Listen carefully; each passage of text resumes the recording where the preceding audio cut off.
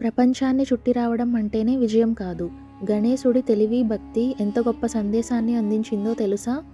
ఒకరోజు నారదుడు శివుని, పార్వతిని ఒక మామిడి పండుతో ఆశీర్వదించాడు.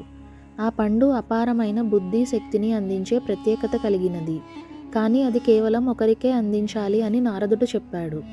శివుడు, పార్వతి ఆ పండును గణేశుడికి ఇవ్వాలా లేదా కార్తికేయుడికి ఇవ్వాలా అన్న సందిగ్ధంలో వారిద్దరికీ ఒక పోటీ పెట్టారు.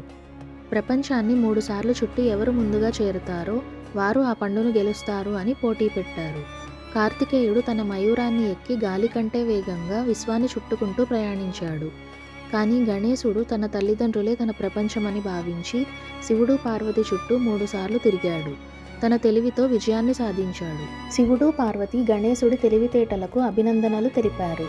ఈ కథ మనకు ఏం చెబుతుందంటే, శక్తి కంటే తెలివి, భక్తి మరియు తల్లిదండ్రుల పట్ల గౌరవం జీవితంలో అసలైన విజయానికి పునాది అని.